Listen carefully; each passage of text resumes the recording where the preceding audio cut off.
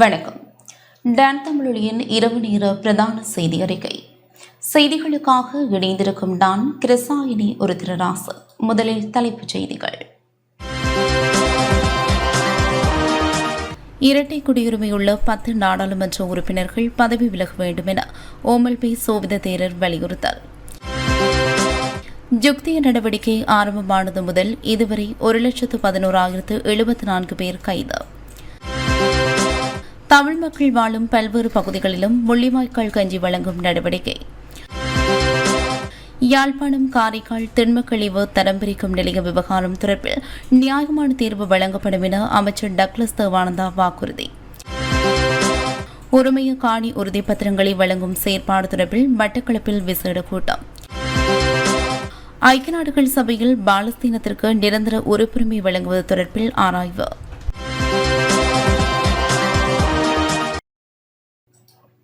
தொடர்விட முதன்மை செய்திகள். அனுசரணை வழங்குவோர் காப்புறுதியுடன் முதிர்வின் போது அதிகரித்த காப்புறுதி தொகையும் போனஸும் உங்களுக்கே. வாழ்க்கைக்கு ஹைஃபை போடுங்க.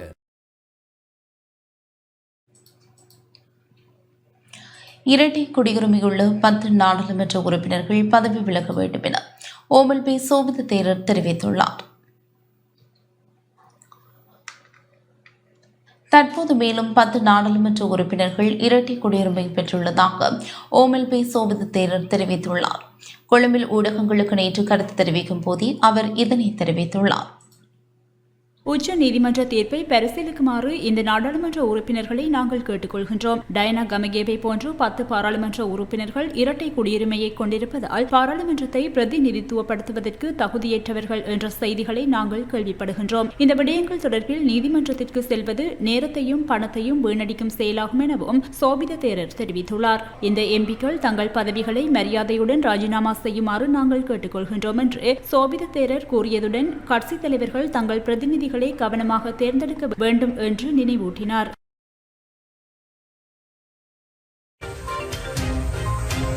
அனுசரணை வழங்கியோர் காப்புறுதியுடன் முதிர்வின் போது அதிகரித்த காப்புறுதி தொகையும் போனஸும் உங்களுக்கே. வாழ்க்கைக்கு ஹைஃபை போடுங்க. ஜுக்திய நடவடிக்கை ஆரம்பமானது முதல் இதுவரை 1,11,074 சந்தேக நபர்கள் கைது செய்யப்பட்டுள்ளனர். நாடளாவிய ரீதியில் போலீசாரால் நடைமுறைப்படுத்தப்பட்டு வரும் ஜுக்திய நடவடிக்கையின் ஆரம்பம் முதல் இதுவரை 1,11,074 சந்தேக நபர்கள் கைது செய்யப்பட்டுள்ளனர்.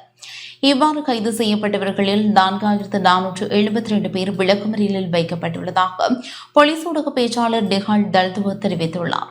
இந்த நடவடிக்கைகளில் 41 கிலோ ஹெரோயின், 43 கிலோ ஐஸ் போதைப்பொருள், 3 லட்சம் போதை மாத்திரைகள் மற்றும் 1,500 மில்லியன் ரூபாய் சட்டவிரோத சொத்துக்கள் போலீசாரால் கைப்பற்றப்பட்டுள்ளன.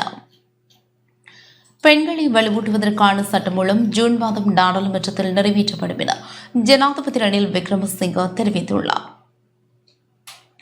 பொருளாதார நெருக்கடியின் போது குடும்பத்தை கவனிப்பதில் பெண்கள் எதிர்கொண்ட சவால்களை தான் நன்கு அறிவதாகவும் பொருளாதார நெருக்கடிக்கு பின்னர் முதன்முறையாக பெண்களை வலுவூட்டும் வகையில் அரசாங்கம் 2 சட்டமூலங்களை நாடாளுமன்றத்தில் சமர்ப்பித்துள்ளதாகவும் ஜனாதிபதி ரணில் விக்ரமசிங்க தெரிவித்துள்ளார். குறித்த சட்டமூலங்களை வரும் ஜூன் மாதம் நாடாளுமன்றத்தில் நிறைவேற்ற எதிர்பார்க்கப்படுவதாக குறிப்பிட்ட ஜனாதிபதி, இதன் மூலம் ஆண் பெண் சமத்துவம் மற்றும் பெண்களை வலுவூட்டுதல் தொடர்பான தேசிய கொள்கையை நடைமுறைப்படுத்தல், பெண்கள் தொடர்பான தேசிய ஆணைக்குழுவை நிறுவுதல், பெண்களின் உரிமைகளை பாதுகாப்பதற்கான பொறிமுறையை ஸ்தாபித்தல் மற்றும் பெண்கள் உரிமைகள் மீறப்படுதலுக்கு எதிராக வழக்கு தாக்கல் செய்ய முடியும் என்றும் சுட்டிக்காட்டினார். நேற்று நடைபெற்ற உலகளாவிய வன்கொடுமை எதிர்ப்பு செய்கைகள் 3 கை முத்திரைகளே வெளிவிடும் நிகழ்வில் கலந்து கொண்டு உரையாற்றும் போதே ஜனாதிபதி இதனை தெரிவித்தார். தமிக்க பிரேரா ஒரு மாற்றத்தை ஆரம்பித்துள்ளார். பெண்களுக்கு நிகழும் வன்முறைக்கு எதிராக அவர் தொடங்கிய திட்டம் பாராட்டுக்குரியது. டிபி எடுகேஷன் போன்ற செயற்பாடுகள் எதிர்கால கல்வியின் ஒரு பகுதியாக இருக்க வேண்டும். அன்று நாம் மரத்தடியில் கல் பலகைகளை பயன்படுத்தி கல்வி கற்றோம். பின்னர் கட்டடங்கள் புத்தக கல்வியில் இணைந்தன. இன்று போல் கையடக்க தொலைபேசிகள் இருக்கவில்லை. மேலும் கல்வி காலத்துக்கு காலம் மாறியது. விகாரை கல்வி முதல் பாடசாலை கல்வி வரை மாறுகிறது. இன்று ஸ்மார்ட் வகுப்பறை பாடசாலைக்கு வந்துள்ளது. தமிக்க பிரேரா டிபி எடுகேஷன் மூலம் கல்வியின் புதிய பரிமாணத்தை அறிமுகப்படுத்தி இந்த நிதியத்தின் செலவில் 600 பாடசாலைகளுக்கு வசதிகள் வழங்கியுள்ளார். இதன் காரணமாக டியூசன் வகுப்பறையும் மாறுகிறது. இதனுடன் செயற்கை நுண்ணறிவும் சேர்ந்தால் கல்வியில் புரட்சிகரமான மாற்றத்தை ஏற்படுத்த முடியும். பிள்ளைகள் இந்த கல்வியில் பயன்பெற வேண்டும். நமது கல்வி முறையை மேம்படுத்தி அனைத்து பிள்ளைகளுக்கும் கல்வியை வழங்க வேண்டும். அனைத்து பிள்ளைகளுக்கும் ஒரே அளவிலான கல்வியை நாம் வழங்க முடியாது. ஆனால் தொழில்நுட்பத்தின் மூலம் அனைத்து பிள்ளைகளுக்கும் ஒரே அளவிலான கல்வி வழங்கும் திட்டத்தை செயல்படுத்த முடியும். பெண்களுக்கு நிகழும் வன்முறைகளுக்கு எதிராக சைகைகளை எவ்வாறு பயன்படுத்துவது என்பது இன்று இங்கு அறிமுகப்படுத்தப்பட்டது. பெண்களுக்கு எதிரான வன்முறைகளுக்கு எதிரான சட்டத்தை நாடாளுமன்றத்தில் கொண்டு வருகிறோம். பெண்களுக்கு எதிரான வன்முறையை எப்படி நிறுத்துவது என்பதை இந்த கை சமீட்சைகள் தெரிவிக்கும். பெண்களின் உரிமைகளை பாதுகாப்பதில் உறுதியாக உள்ளோம். அதை வார்த்தைகளுக்குள் மட்டுப்படுத்த முடியாது. இந்த சைகைகள் மூலம் பெண்களுக்கு எதிரான வன்முறைகளை சமூகம் உணர்ந்து அதற்கு எதிராக போராட முடியும். இது குறித்து பரந்த அளவில் பேசப்படும் என நம்புகிறேன்.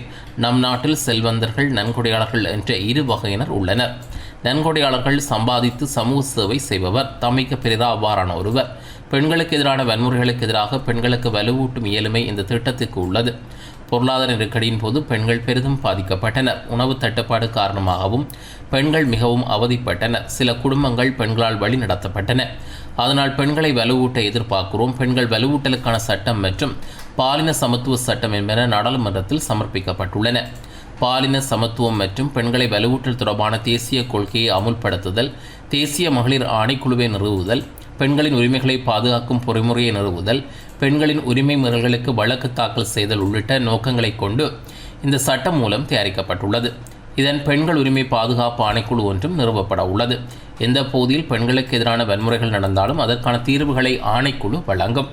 மேலும் கல்வித்துறையில் பெண்கள் மிகவும் வெற்றிகரமானவர்களாக மாறி வருகின்றனர்.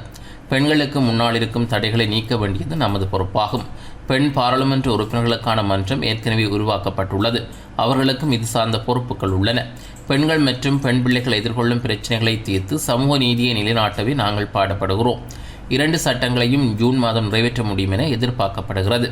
ஜனாதிபதி தேர்தல் மற்றும் பொதுத் தேர்தலுக்கு பின்னர் உள்ளூராட்சி மன்ற தேர்தலில் பெண்களின் பிரதிநிதித்துவத்தை அதிகரிப்பது தொடர்பில் நான் ஏற்கனவே பிரதமருடன் கலந்துரையாடியுள்ளேன். நாடாளுமன்ற உறுப்பினர்களின் எண்ணிக்கையில் பெண்களின் பிரதிநிதித்துவத்தை குறைந்தபட்சம் 25% அதிகரிக்க முடியும் என்ற நம்பிக்கை உள்ளது. அத்துடன் மாகாண சபைகளிலும் பெண்களின் பிரதிநிதித்துவத்தை அதிகரிக்க எதிர்பார்க்கின்றோம். மேலும் பெண்களின் அரசியல் உரிமைகளை அங்கீகரிப்பதற்கான நடவடிக்கைகளையும் எடுத்து வருகிறோம்.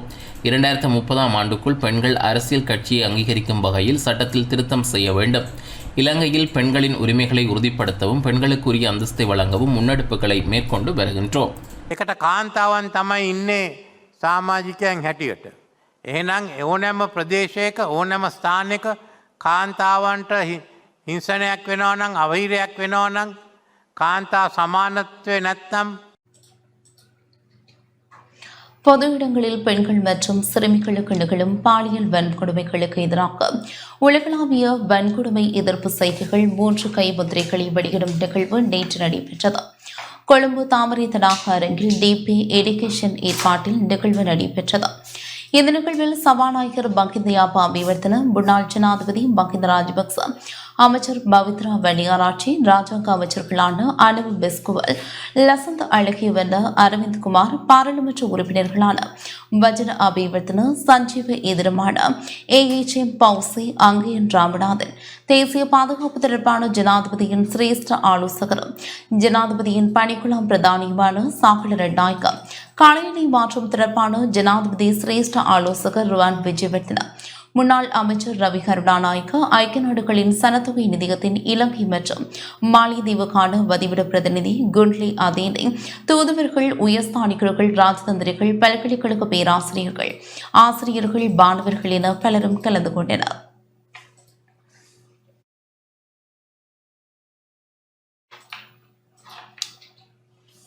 இலங்கைக்கான அடுத்த அமெரிக்க தூதுவராக எலிசபெத் கே கர்சட் முன்மொழியப்பட்டுள்ளார். இலங்கைக்கான அடுத்த அமெரிக்க தூதுவராக தெரிவு செய்யப்படுவதற்கு முன்மொழியப்பட்டுள்ள எலிசபெத் கே கர்ஸ்ட் இலங்கைக்கான அமெரிக்க தூதுவராக நியமிக்கப்பட்டார். இலங்கையிலும் சிறுபான்மை குழுக்களின் உறுப்பினர்களுக்கு ஆதரவளிப்பதாக நம்புவதாகவும் தெரிவித்துள்ளதாக உள்நாட்டு ஊடகங்கள் செய்தி வெளியிட்டன. இலங்கையில் மனித உரிமைகள் தொடர்பான அமெரிக்காவின் கருத்தை அவர் பகிர்ந்து கொள்கின்றார் என்பதையும் உறுதிப்படுத்தியுள்ளார். நாட்டின் சிறுபான்மை குழுக்களுக்கு பொறுப்புக்கூறல், உண்மை, நல்லிணக்கம், வெளிப்படைத்தன்மை மற்றும் நீதியை வழங்குவதில் தான் உறுதியாக இருப்பதாகவும் கூறினார். ஸ்ரீலங்காவுக்கான அடுத்த அமெரிக்க தூதுவராக தனது நியமனத்தை உறுதிப்படுத்தும் அமெரிக்க செனட் வெளிநாட்டு உறவுகளுக்கு அதன் குழு கூட்டத்தில் எலிசபெத் கே கெர்ஸ்ட் தனது ஆரம்ப கருத்துக்களை வெளியிட்டமை குறிப்பிடத்தக்கது.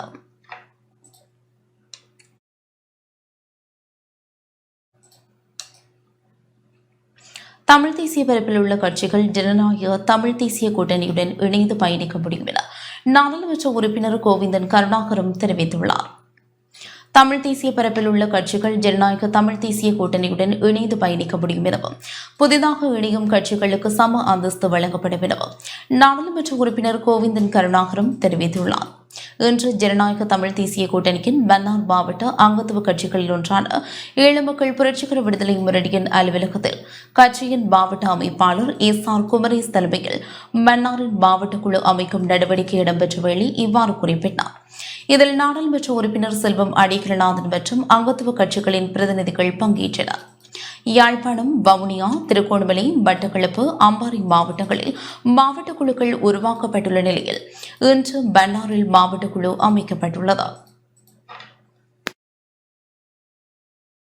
ஜனநாயக தமிழ் தேசிய கூட்டணியின் மாவட்ட கிளைகள் உருவாக்கப்பட்டு கொண்டு வருகின்றது. அந்த வகையில் யாழ்ப்பாணம், வவுனியா, திருகோணமலை, மட்டக்களப்பு, அம்பாறை போன்ற மாவட்டங்களிலே மாவட்ட குழுக்கள் ஏற்கனவே உருவாக்கப்பட்டிருக்கின்றது. இன்று காலையிலே மன்னாரிலே இந்த மாவட்ட குழு உருவாக்கப்பட்டிருக்கின்றது. பிற்பகல் முல்லைத்தீவில் மாவட்ட குழு உருவாக்கப்பட இருக்கின்றது. மீதமுள்ள கிளிநொச்சி மாவட்டத்திலும் மாவட்ட குழுவை உருவாக்கி மிக விரைவிலே இந்த மாவட்ட குழுக்களின் சம்மேளனத்தை நாங்கள் கூட்டி அந்த ஜனநாயக தமிழ் தேசிய கூட்டணியின் செயற்பாடுகளை தொகுதி ரீதியாக பிரதேச ரீதியாக வட்டார ரீதியாக உருவாக்கி தமிழ் மக்களுக்கான எதிர்கால அரசியல் தலைமைத்துவத்தை கொடுப்பதற்கு நாங்கள் தயாராக இருக்கின்றோம். தமிழ் தேசிய பரப்பிலே செயற்படும் தமிழ் மக்களுக்காக அரசியல் செய்யும் எந்த கட்சி ஜனநாயக தமிழ் தேசிய கூட்டணியில் இணைந்தாலும் அவர்களுக்குரிய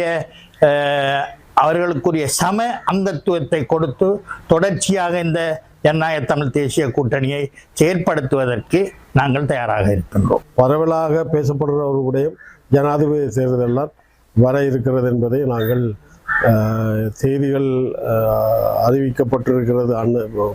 இதாக அவை ஜனாதிபதி தேர்தலால் வருவதற்காக பஸ்ஸிலோ அல்லது இப்பொழுது இருக்க ஜனாதிபதியோ அல்லது மற்றவர்களோ எது கதைச்சாலும் அது ஒரு பொருட்டாக நாங்கள் கருதி கூட முடியாது. அவை பஸ்ஸில் ராஜபக்சே சொன்னபடியும் அவருடைய தனிப்பட்ட கருத்து.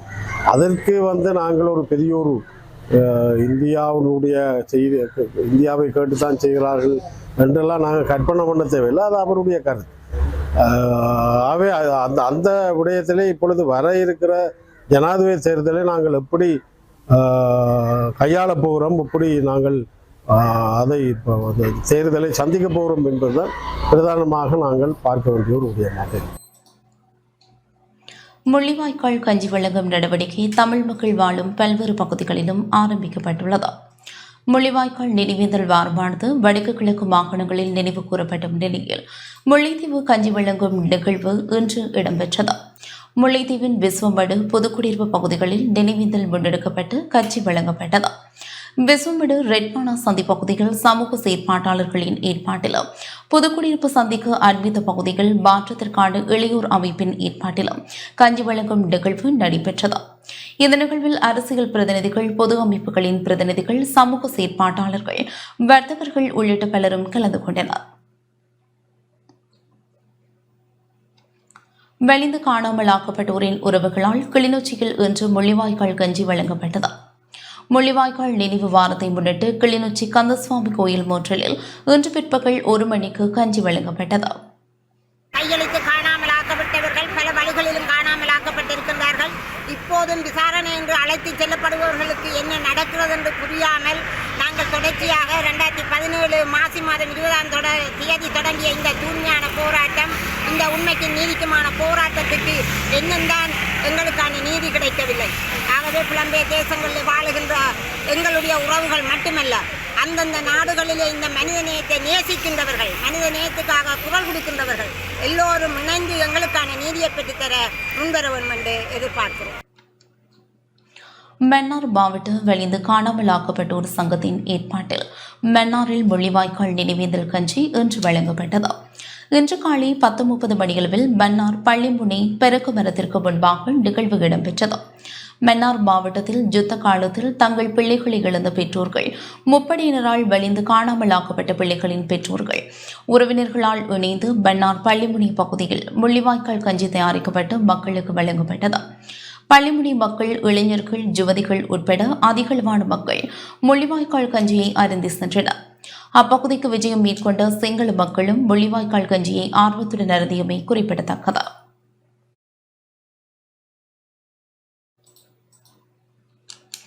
யாழ்ப்பாணம் காரைக்கால் திண்ம கழிவு தரம் பிரிக்கும் நிலைய விவகாரம் தொடர்பில் நியாயமான தீர்வு வழங்கப்படும் என அமைச்சர் டக்ளஸ் தேவானந்தா தெரிவித்துள்ளார். யாழ்ப்பாணம் இணுவில் காரைக்கால் திண்ம கழிவு சேகரிக்கும் நிலைய விவகாரம் தொடர்பில் யாழ் மாவட்ட ஒருங்கிணைப்பு குழு கூட்டத்தில் கவனம் எடுக்கப்பட்டு நியாயமான தீர்வு வழங்கப்படும் என கடற்றொழில் அமைச்சரும் யாழ் மாவட்ட ஒருங்கிணைப்பு குழுவின் தலைவருமான டக்ளஸ் தேவானந்தா தெரிவித்துள்ளார். யாழ் இணுவில் காரைக்காலில் அமைந்துள்ள நல்லூர் பிரதேச சபையின் திண்ம கழிவுகளை சேகரிக்கும் நிலையத்தில் கடந்த திங்கட்கிழமை இரவு திடீரென சேகரித்து வைக்கப்பட்டிருந்த கழிவுகள் தீப்பிடித்து இருந்தது. இதன் காரணமாக குறித்த திண்ம கழிவுகளை சேகரிக்கும் நிலையத்தினால் சுற்றுச்சூழல் பாதிப்பு ஏற்பட்டுள்ளதாகவும் அதனால் அப்பகுதி மக்கள் பெரும் அசௌகரியங்களுக்கு முகம் கொடுத்துள்ளதாகவும் சுட்டிக்காட்டப்பட்டு அதற்கான தீர்வை பெற்று தருமாறு கோரி அமைச்சர் டக்ளஸ் தேவானந்தாவின் கவனத்திற்கு கொண்டுவரப்பட்டது. குறித்த விடயம் தொடர்பில் ஆராய்வதற்காக சம்பவ இடத்திற்கு இன்றைய தினம் காலை கண்காணிப்பு விஜயம் மேற்கொண்ட அமைச்சர் டக்ளஸ் தேவானந்தா துறைசார் அதிகாரிகளின் பிரசன்னத்துடன் நிலைமைகளை ஆராய்ந்ததுடன் அது குறித்து நடைபெறவுள்ள மாவட்ட ஒருங்கிணைப்பு குழு கூட்டத்தில் குறித்த பிரச்சினையை கவனத்தில் எடுக்கப்பட்டு நியாயமான தீர்வு காணப்படும் எனவும் தெரிவித்துள்ளார்.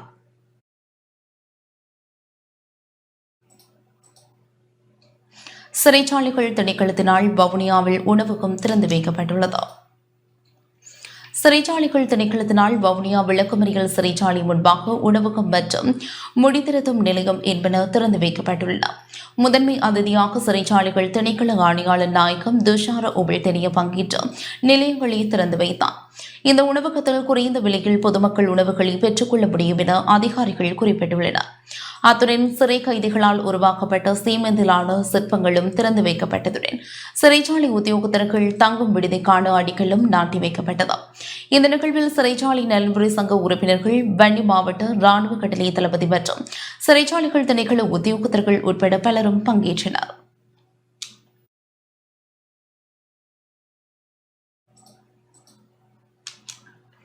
உரிமைய காணி உறுதிப்பத்திரங்களை வழங்கும் செயற்பாடு தொடர்பில் மட்டக்களப்பில் விசேட கூட்டம் ஒன்று நடைபெற்றது.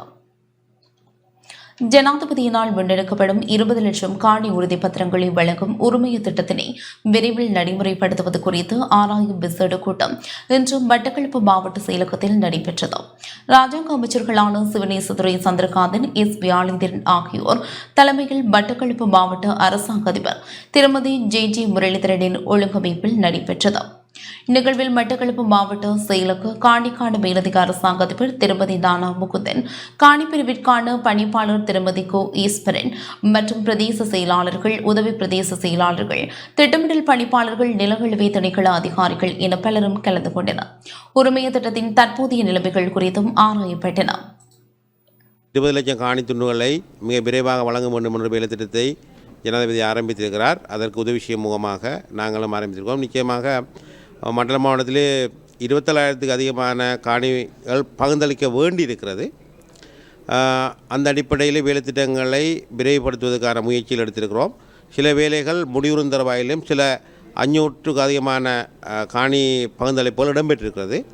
நாங்கள் நம்புகிறோம் இதிலே உள்ள குறைபாடுகளை விரைவாக நிவர்த்தி செய்து கொண்டு அனைவருக்கும் உரிமைய வேலை திட்டத்தினூடாக முடியுமான வரைக்கும் விரைவாக மண்டல மாவட்டத்திலே காணி கையெழுப்புகளை செய்வதற்கும் அதிலே நிர்வாக ரீதியாக மக்கள் காணி உறுதிப்பத்திரங்களை வழங்குவதிலே அச்சப்படுகிறார்கள் என்கிற விடயத்தை அதிகாரிகள் சொல்லியிருந்தார்கள்.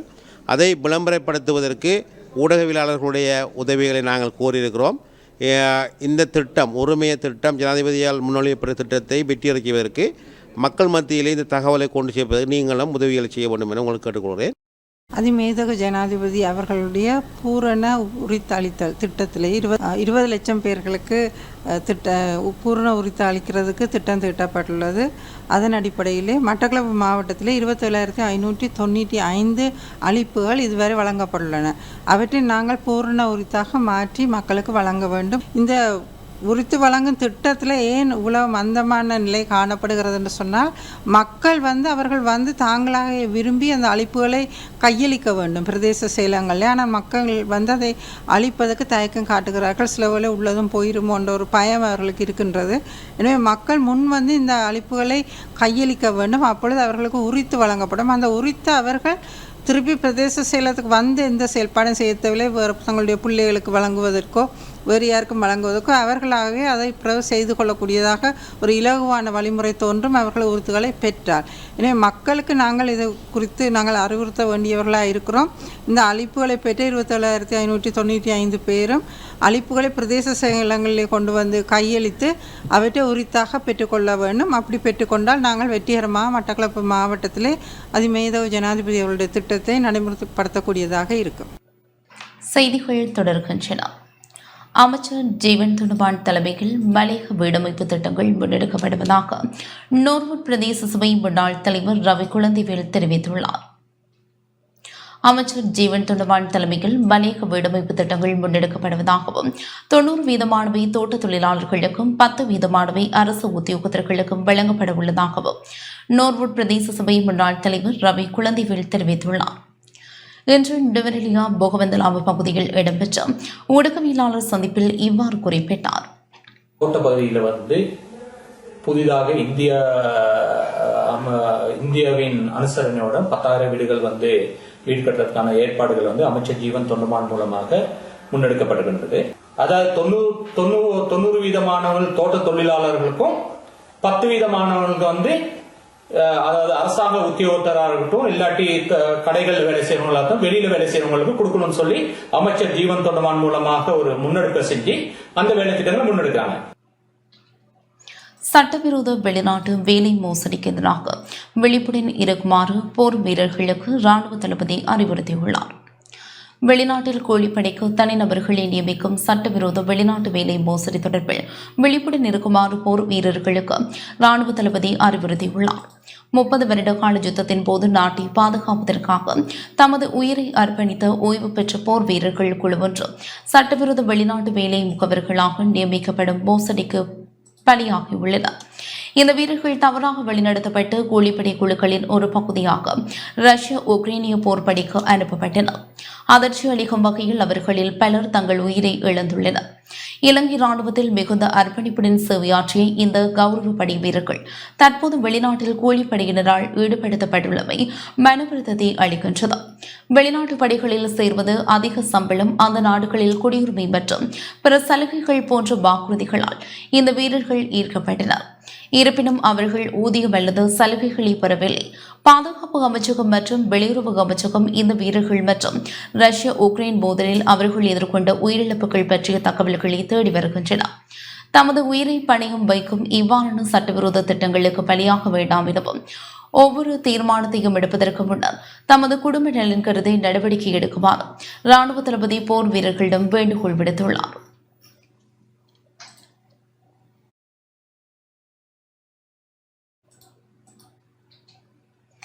வாழும் கலை அமைப்பின் நிறுவனர் ஸ்ரீ ரவி சங்கர குறிச்சியை அமைச்சர் ஜீவன் தொண்டமான் இன்று சந்தித்துள்ளார்.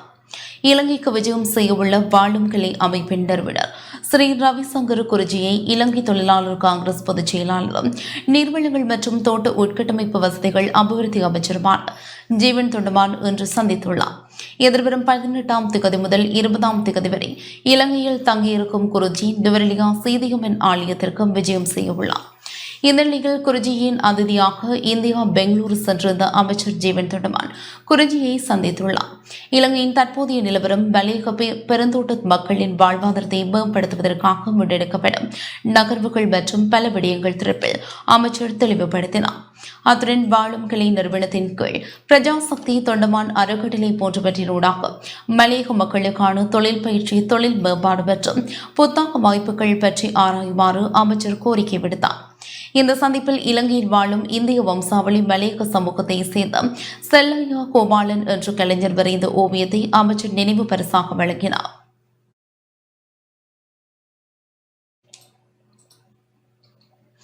வெசாக் பண்டிகையை முன்னிட்டு 3 நாட்களுக்கு மதுபான சாலைகளை மூடுவதற்கு தீர்மானிக்கப்பட்டுள்ளது. வெசாக் பண்டிகையை முன்னிட்டு எதிர்வரும் 22, 23, 24 தேதிகளில் மதுபான சாலைகள் மற்றும் இறைச்சி விற்பனை நிலையங்களை மூடுவதற்கு தீர்மானிக்கப்பட்டுள்ளது. இந்த வருட அரசு வெசாக் விழாவை மாத்தளை மாவட்டத்தில் நடத்த திட்டமிட்டுள்ள நிலையில் ஏற்பாடுகள் இடம்பெற்று வருகின்றன. எதிர்வரும் 21 தேதி முதல் 27 தேதி வரை வெசாக் வாரம் அறிவிக்கப்பட்டுள்ள நிலையில் மிருகவதை மற்றும் இறைச்சி விற்பனை மதுபான பாவனையை கட்டுப்படுத்த நடவடிக்கை எடுக்கப்பட்டுள்ளது. சுகாதார அமைச்சருக்கும் அரசு மருந்தாக்கள் சங்க அதிகாரிகளுக்கும் இடையில் கலந்துரையாடல் இடம்பெற்றுள்ளது. சுகாதார மற்றும் கைத்தொழில் அமைச்சர் டாக்டர் ரமேஷ் பத்ரன் மற்றும் அரசு மருந்தாக்கள் சங்கத்தின் அதிகாரிகளுக்கு இடையிலான விசேட கலந்துரையாடல் ஒன்று அண்மையில் சுகாதார அமைச்சில் இடம்பெற்றது. மருந்தாளர்கள் நியமனம், காலி இடங்களை புதுப்பித்தல், ஸ்வதா டேஸ் சிஸ்டம் போன்றவற்றில் சுகாதார அமைச்சரின் கவனம் செலுத்தப்பட்டது. அரசாங்க மருந்தாக்கள் சங்கத்தின் உத்தியோகத்தர்கள் தமது தொழில்சார் பிரச்சினைகள் சிலவற்றை சுகாதார அமைச்சருக்கு தெரியப்படுத்த நடவடிக்கை எடுத்தனர். வெற்றிடங்களை புதுப்பித்தல், மருத்துவம் வழங்குதல் மற்றும் அதற்கான பிரிவு எதிர்நோக்கும் சிக்கல் நிலைமைகள் உட்பட சில பிரச்சினைகளை சுகாதார மற்றும் கைத்தொழில் அமைச்சர் டாக்டர் ரமேஷ் பத்ரனிடம் முன்வைத்தனர். இதுகுறித்து கவனம் செலுத்திய சுகாதார அமைச்சர் பிரச்சினைகளுக்கு தீர்வு காண நிதியமைச்சருடன் கலந்துரையாடி ஒருங்கிணைக்குமாறு நிதியமைச்சருக்கு அறிவித்தார். நிகழ்வில் சுகாதார சேவைகள் பணிப்பாளர் நாயகம் டாக்டர் அசில குணவர்த்தன உட்பட பலரும் கலந்து கொண்டனர்.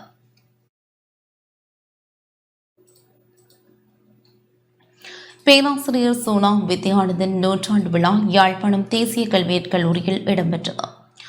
யாழ்ப்பாண பல்கலைக்கழகத்தின் முன்னாள் துணைவேந்தர் சுப்பிரமணியம் வித்யானந்தனின் நூற்றாண்டு விழாவின் முதல் நாள் நிகழ்வு யாழ்ப்பாணம் தேசிய கல்வியற் கல்லூரியில் இன்று பிற்பகல் இடம்பெற்றது. இந்த நிகழ்வை பேராசிரியர் சோனா வித்யானந்தன் அறக்கட்டளை மற்றும் யாழ்ப்பாண தேசிய கல்வியற் கல்லூரி தமிழ் மன்றம் இணைந்து ஏற்பாடு செய்திருந்தன.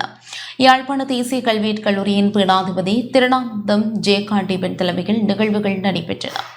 நிகழ்வில் பிரதம விருந்தினராக யாழ் பல்கலைக்கழகத்தின் வேந்தர் வாழ்நாள் பேராசிரியர் சேனா பத்மநாதன் கலந்து கொண்டிருந்தார். சிறப்பு விருந்தினராக வைத்திய கலாநிதி சேனா ரகுராம் கலந்து கொண்டார். மௌன இறைவணக்கம், மங்கள விளக்கேற்றலை தொடர்ந்து தமிழ்தாய் வாழ்த்துடன் நிகழ்வுகள் ஆரம்பமாகின. நிகழ்வில் பேராசிரியர் சோனா வித்யானந்தன் நூற்றாண்டு மலர் வெளியிடப்பட்டது. நிகழ்வில் செஞ்சூர் செல்வர் கலாநிதி ஆர் திருமுருகன், யாழ் மாவட்ட பதில் அரசு அதிபர் மானா பிரதீபன், யாழ் தேசிய கல்வியற் கல்லூரியின் வேளாண் பீடாதிபதி கலாநிதி திருநாவுக்கரசு கமலநாதன், யாழ் பல்கலைக்கழக பேராசிரியர்கள், விரிவுரையாளர்கள், புத்திஜீவிகள், அறிஞர்கள், பேராசிரியர் சோனா வித்யானந்தனின் குடும்பத்தினர் என பலரும் கலந்து கொண்டிருந்தனர். இதேவேளை 2ஆம் நாள் நிகழ்வுகள் நாளை காலை 9 மணி முதல் 12 மணி வரை இடம்பெறவுள்ளன.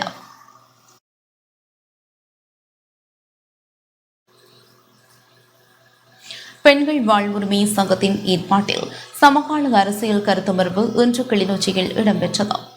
பெண்கள் வாழ்வுரிமை சங்கத்தின் ஏற்பாட்டில் சமகால அரசியல் மற்றும் நாட்டின் ஸ்திரத்தன்மை தொடர்பான கருத்தமர்வு இன்று கிளிநொச்சியில் இடம்பெற்றது. தமிழ் சங்க மண்டபத்தில் இடம்பெற்ற கருத்தமர்வில் பெண்கள் வாழ்வுரிமை சங்கத்தின் இணைப்பாளர் வாசுகி வள்ளிபுரம் மற்றும் பெண்கள் வாழ்வுரிமை சங்க உறுப்பினர்கள் என பலரும் கலந்து கொண்டனர். கிளிநொச்சி மாவட்ட கிராம மட்டங்களின் மனித உரிமை செயற்பாடுகளை முன்னெடுக்கும் வகையில் பயிற்சிகளை நிறைவு செய்தவர்களுக்கு கருத்தமர்வு நடத்தப்பட்டுள்ளது.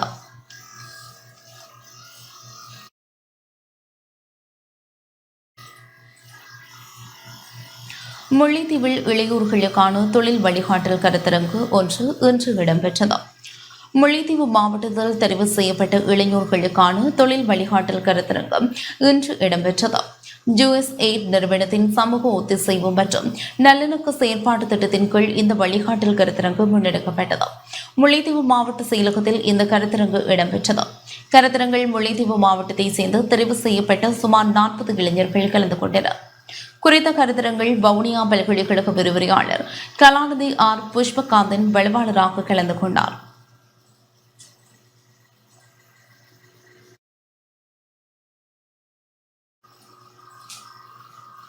மட்டக்களப்பில் நடைமுறைப்படுத்தப்பட்டு வரும் காலநிலைக்கு சீரமைவான விவசாய நீர்ப்பாசன திட்டம் தொடர்பான முன்னேற்ற மீளாய்வு கூட்டம் நடைபெற்றது. மட்டக்களப்பு மாவட்டத்தில் நடைமுறைப்படுத்தப்பட்டு வரும் காலநிலைக்கு சீரமைவான விவசாய நீர்ப்பாசன திட்டம் தொடர்பான முன்னேற்ற மீளாய்வு கூட்டம் இன்று மட்டக்களப்பு மாவட்ட செயலகத்தில் நடைபெற்றது. மாவட்ட அபிவிருத்தி குழு தலைவரும் ராஜாங்க அமைச்சருமான சிவனேசதுரை சந்திரகாந்தன் தலைமையில் நடைபெற்ற கூட்டத்தில் மாவட்ட அரசாங்க அதிபர் திருமதி JJ முரளிதரன் மற்றும் நீர்ப்பாசன திணைக்கள அதிகாரிகள், விவசாய திணைக்கள அதிகாரிகள் மற்றும் விவசாய மற்றும் திணைக்களங்களின் தலைவர்கள், பிரதேச செயலாளர்கள் கலந்து கொண்டனர். காலநிலைக்கு சீரமைவான விவசாய நீர்ப்பாசன திட்டத்தின் கீழ் மாவட்டத்தில் புனரமைக்கப்பட்டு வரும் வேலை திட்டங்கள் குறித்து விரிவாக ஆராயப்பட்டன. மாவட்டத்தில் காலநிலைக்கு சீரமைவான விவசாய நீர்ப்பாசன திட்டத்தின் கீழ் 23 வேலை திட்டங்கள் முன்னெடுப்பதற்கான நடவடிக்கைகள் எடுக்கப்பட்டுள்ளது. இதற்காக 1053 மில்லியன் ரூபாய் ஒதுக்கீடு செய்யப்பட்டுள்ளது. குளங்கள், கால்வாய்கள் உட்பட விவசாய நடவடிக்கைகளை விரிவுபடுத்துவதற்கான நீர்வளங்கள் பகுதிகளை விரிவுபடுத்துவதன் அதன் ஊடான விவசாய செய்கையினை அதிகரிப்பதற்கான திட்டங்கள் முன்னெடுக்கும் வகையில் இந்த செயற்திட்டங்கள் முன்னெடுக்கப்பட உள்ளன. முன்னெடுக்கப்படும் அபிவிருத்தி திட்டங்கள் விரைவில் நிறைவு செய்து மக்களிடம் கையளிக்குமாறு அறிவுறுத்தப்பட்டதுடன் திட்டங்களை நடைமுறைப்படுத்துவதில் ஏற்படும் சிக்கல்கள் தொடர்பிலும் ஆராயப்பட்டது. மண்டலமான ஒரு விவசாய மாவட்டம் என்ற அடிப்படையிலே இந்த உரிமையை உற்பத்திகளை அதிகரிக்கிற வேலை திட்டத்திலே உலக வங்கியினூடாக கிளைமேட் ஸ்மார்ட் வேலை திட்டம் ஒன்று இடம்பெற்று வருகிறது. அதில் உங்களுக்கு தெரியும், கடந்த காலங்களில் ஏற்பட்ட இந்த பொருளாதார பின்னடைவுகள் காரணமாக சில விஷயங்கள் தாமதப்பட்டு இருந்தது. அதிலே வளமையாக இல்லாடம் வருவது போல வன இலாகாத்துறையினுடைய பிரச்சனை, அதுபோன்று ஆர்கியாலஜிக் தொல்பொருள் திணைக்களத்துடைய பிரச்சனை போன்ற விடயங்கள் இருப்பதாக, திட்டங்கள் அமலாக்குவதிலே தாமதங்கள் இருப்பதாக நாங்கள் அறிந்த அடிப்படையில் இந்த கூட்டத்தை நடத்தினோம். நான் நம்புகிறேன் அதில் இருக்கிற பிணக்குகள் அடையாளப்படுத்தப்பட்டு தீர்க்கப்பட்டிருக்கிறது. அதில் சில திணைக்களம் சார்ந்த விடயங்களும் அதேபோன்று அதிகாரிகளுடைய ஒரு இணைப்பில்லாத பிரச்சனையை அடையாளப்படுத்தியிருந்தோம். அந்த அடிப்படையில் அதற்கான தீர்வுகளை கண்டிருக்கிறோம். நான் நம்புகிறேன் 2 கிழமையிலே அந்த பிரதேசங்களுக்கு சென்று அந்த வேலைகளை துரிதப்படுத்துவதற்கான முயற்சிகளுக்கு ஊக்கம் கொடுப்பதும் அதனுடைய தடைகளை நீக்கி கொடுப்பதும், அதேபோன்று இன்னும் 75 நாளுக்குள்ளே ஆரம்பித்த பணிகளை விரைவுபடுத்தி முடிப்பது என்றும், அடுத்த திட்டங்களிலே சிறிய திட்டங்களாக அடையாளப்படுத்தியிருக்கிற திட்டங்களை மக்கள் பொது அமைப்புகளுக்கு கொடுத்து முடிவுறுத்துவது என்றும், இதிலே நாங்கள் அடையாளம் காணப்பட்ட எங்களுடைய பிராந்தியத்தில் இல்லாமல் வேறு பிராந்தியங்களிலிருந்து ஒப்பந்தங்களை பெறுபவர்கள் இந்த களச்சூழல் தெரியாமல், எங்களுடைய வேலை ஆட்களுடைய மனநிலை தெரியாமலும் சில குழப்பங்கள் வந்திருப்பதாக இருந்துச்சு. அந்த அடிப்படையிலே பணிப்பாளர்கள் சொல்லியிருக்கிறோம், முடியுமான வரைக்கும் உலக வங்கிகளோடு உங்களுடைய ஆலோசனை கமிட்டிகளோடு பேசி பிராந்தியத்துக்குள்ளே வேலை திட்டங்களை ஒப்பந்தக்காரர்களை நீங்கள் தெரிவு செய்தால் விரைவாக வேலைகளை முடித்து கொடுக்க முடியும் என்றும், மண்டல மாவட்டத்திலே உற்பத்தித்துறையை அதிகரிக்க முடியும் என்று நாங்கள் நம்புகிறோம். சிரேஷ்ட பிரஜைகளின் சேமிப்பு வட்டி வீதங்கள் தொடர்பில் பகுப்பாய்வு மேற்கொள்ளப்பட உள்ளது. சிரேஷ்ட பிரஜைகளின் சேமிப்பு வட்டி வீதங்கள் தொடர்பில் தெளிவான பகுப்பாய்வை மேற்கொள்ளுமாறு ஜனாதிபதி பணிப்புரை விடுத்ததாக நிதிராஜக அமைச்சர் ரஞ்சித் சேம்பலப்பட்டிய தெரிவித்துள்ளார். கொழும்பில் நேற்று இடம்பெற்ற ஊடகவியலாளர் சந்திப்பின் போதே அவர் இதனை குறிப்பிட்டார். சிரேஷ்ட பிரஜைகளின் சேமிப்புக்காக சுமார் 80 பில்லியன் ரூபாய் தேவைப்படுவதாகவும், இதற்கு முன்னர் வழங்கப்பட்ட பணத்திற்காக 150 பில்லியன் ரூபாய் கடனை திரைசேரியிலிருந்து செலுத்த உள்ளதாகவும் அமைச்சர் தெரிவித்தார். ஜனாதிபதி இந்த விடயத்தில் மிகவும் அக்கறையுடனும் உணர்வு பூர்வமாகவும் செயற்பட்டு வருவதாகவும், பல்வேறு வயதினருக்கும் வட்டி வீதங்கள் தொடர்பாக கிடைக்கப்பெற்ற பல்வேறு கோரிக்கைகள் தொடர்பில் ஆராய உள்ளதாகவும் ரஞ்சித் சேம்பலப்பட்டிய மேலும் தெரிவித்தார். நாட்டில் தற்போது நிலவும் பணப்புழக்கங்கள் தொடர்பில் கவனம் செலுத்தி அதற்கேற்ப தெளிவான அறிக்கை ஒன்றை வழங்க நடவடிக்கை எடுப்பதாக அமைச்சர் மேலும் குறிப்பிட்டார்.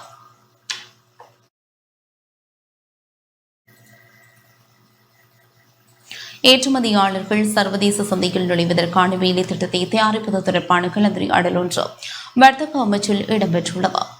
ஏற்றுமதியாளர்கள் சர்வதேசத்திற்கு வருவதற்கு நாடு முழுவதும் வர்த்தக கண்காட்சிகள் மற்றும் விழிப்புணர்வு நிகழ்ச்சிகளை நடத்துவதற்கான அவசர வேலை திட்டத்தை தயாரிப்பது தொடர்பான கலந்துரையாடல் வர்த்தக அமைச்சர் நளின் பெர்னாண்டோ மற்றும் வர்த்தக திணைக்களத்தினருக்கு இடையில் நேற்று வர்த்தக அமைச்சில் இடம்பெற்றது. சர்வதேச சந்தையை வெல்லும் திறன் கொண்ட பல்வேறு துறைகளை பிரதித்துவப்படுத்தும் சிறு மற்றும் நடுத்தர தொழில் நிறுவனங்களை கண்டறிந்து அவர்களுக்கு நீண்டகால திட்டத்தின் கீழ் அவர்களுக்கு தேவையான நிலையான தொழில்நுட்பம் மற்றும் நிதி ஆதரவை வழங்குவதே இந்த திட்டத்தின் நோக்கமாகும். நிகழ்வில் வர்த்தக அமைச்சின் செயலாளர் AMBMP அத்பத், வர்த்தக அமைச்சின் மேலதிக செயலாளர் கில்மா தகநாயக மற்றும் வர்த்தக திணைக்கள அதிகாரிகள் குழுவினர் கலந்து கொண்டனர்.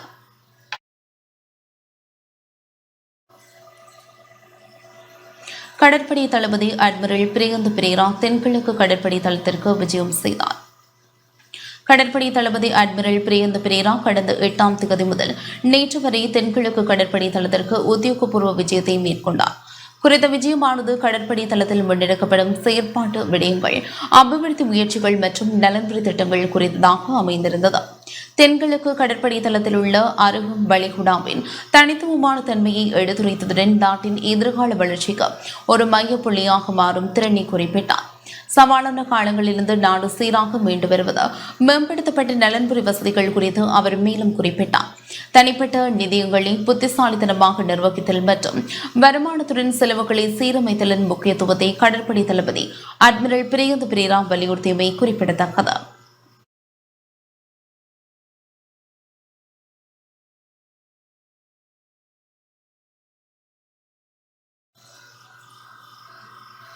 கிளிநொச்சி திருவையாறு மகா வித்தியாலய பொன்விழாவை முன்னிட்டு பாடல் இருவட்டு வெளியிடப்பட்டுள்ளது. கிளிநொச்சி திருவையாறு மகா வித்தியாலய பொன்விழாவை முன்னிட்டு பழைய மாணவர்களின் ஏற்பாட்டில் பாடல் இருவட்டு வெளியிடப்பட்டுள்ளது. பழைய மாணவன் பாவண்ணா ரமணனின் தயாரிப்பில் பழைய மாணவன் அரிதாஸ் மகன் ஆனா பெரியனின் வரிகளில் சிவ பத்மராஜனின் இசையில் கில்மிஷா சாவண்ணா கோகுலன் நானா ரமணன் பே சங்கீதரன் ஆகியோரின் குரலிலும் A.K. கமலின் படப்பிடிப்பிலும் நடிகர் டி ஆகாஷின் இயக்கத்திலும் இந்த இருவட்டு உருவாக்கப்பட்டுள்ளது. பள்ளிக்கு மீண்டும் போவோமே என்ற பாடல் இருவட்டுக்கு பாடசாலை சமூகத்தினர் பாராட்டு வெளியிட்டுள்ளனர்.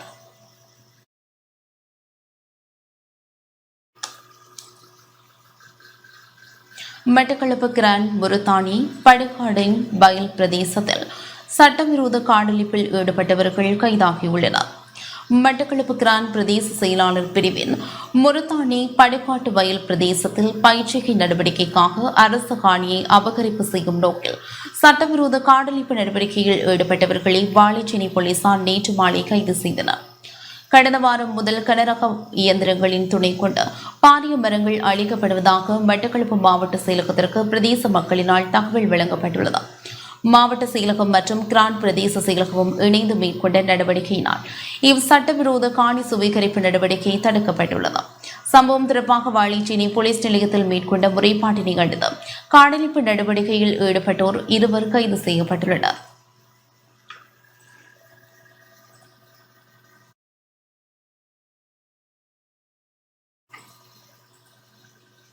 வடமாகாணத்தில் வீதி ஒழுக்கத்தை பேணுவதற்கு புதிய செயற்திட்டங்கள் முன்னெடுக்கப்பட்டுள்ளன. வடமாகாணத்தில் வீதி ஒழுக்கத்தை பேணுவதற்கு போலீசார் பல புதிய செயற்திட்டங்களை ஆரம்பித்துள்ளதாக வடமாகாண சிரேஷ்ட பிரதி போலீஸ் மாதிபர் திலக் C.A. தனபால தெரிவித்துள்ளார். அதன்படி ஓட்டுநர்கள் மற்றும் பாதசாரதிகளுக்கு விழிப்புணர்வை ஏற்படுத்தல், அடையாளம் காணப்பட்ட இடங்களில் புதிய போக்குவரத்து அறிகுறி பலகைகளை நிறுவுதல், வாகன நிறுத்தங்களை கட்டுப்படுத்துதல் மற்றும் முறைப்படுத்தல், போக்குவரத்து விதிகளை மீறுபவர்களுக்கு அபராதம் விதித்தல் போன்ற பல நடவடிக்கைகள் ஒரே நேரத்தில் செயற்படுத்தப்பட்டுள்ளன. வடமாகாணத்தை அதிகபட்சமாக வீதி ஒழுக்கத்தை பேணும் மாகாணமாக மாற்றுவதே போலீசாரின் நோக்கமாகும் என வடமாகாண சிரேஷ்ட பிரதி போலீஸ் மாதிபர் இதன்போது தெரிவித்துள்ளார்.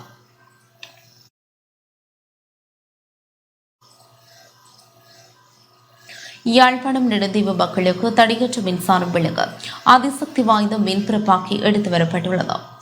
யாழ்ப்பாணம் நெடுந்தீவு மக்கள் எதிர்கொண்ட மின்சார பிரச்சினைக்கு தீர்வு காணும் வகையில் அமைச்சர் டக்ளஸ் தேவானந்தா முன்னெடுத்த துரித நடவடிக்கை காரணமாக அதிசக்தி வாய்ந்த மின்பிறப்பாக்கி யாழ்ப்பாணத்திற்கு எடுத்து வரப்பட்டுள்ளது. குறித்த மின்பிறப்பாக்கியை சுன்னாகத்திற்கு நேரில் சென்று பார்வையிட்ட அமைச்சர் அதனை உடனடியாக நெடுந்தீவிற்கு எடுத்து சென்று சேவையில் ஈடுபடுவதற்கான ஆலோசனைகளை துறைசார் அதிகாரிகளுக்கு வழங்கினார். நெடுந்தீவின் மின்சார விநியோகத்திற்கு பயன்படுத்தப்படும் மின்பிறப்பாக்கி வினைத்திறன் குறைந்தமையினால் அண்மைய நாட்களாக பல மணித்தியாலங்கள் மின்சாரம் தடைப்பட்டது. இதனால் பிரதேச மக்கள் பல்வேறு அசௌகரியங்களை எதிர்கொண்டனர். இந்த நிலையில் அமைச்சர் டக்ளஸ் தேவானந்தாவின் முயற்சியால் எடுத்து வரப்பட்டுள்ள அதிசக்தி வலுக்கொண்ட புதிய மின்பிறப்பாக்கி பொருத்தப்பட்ட பின்னர் நெடுந்தீவு மக்களுக்கு தடையற்ற முறையில் தொடர்ச்சியாக மின்சாரம் வழங்கப்பட்டுள்ளது.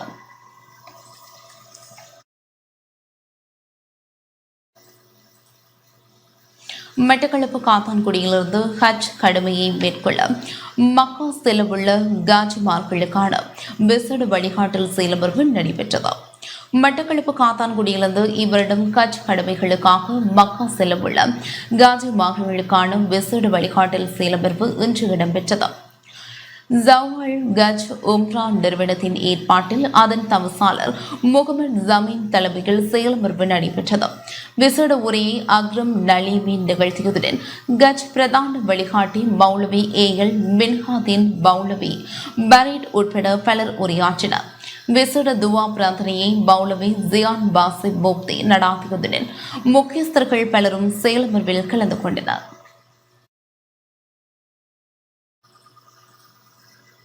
யாழ்ப்பாணம் வடமராட்சி சன்னதியான் ஆலயத்திலிருந்து கதிர்காமம் நோக்கிய பாத யாத்திரை இன்று ஆரம்பமானது.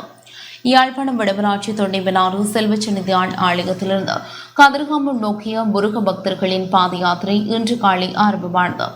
அதன் முதல் நிகழ்வாக செல்வச்சன்னதியான் ஆலயத்தின் சிறப்பு பூஜைகள் இடம்பெற்று சன்னதியான் ஆலய பூசகரால் வேல் கையளிக்கப்பட்டதை தொடர்ந்து யாத்திரை ஆரம்பமானது.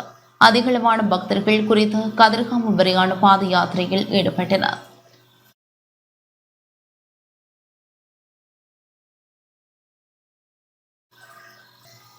இத்துடன் இந்த செய்தி அறிக்கை நிறைவு பெற்றது. தொடர்ந்தும் எமது நிகழ்ச்சிகளோடு இணைந்திருங்கள். வணக்கம்.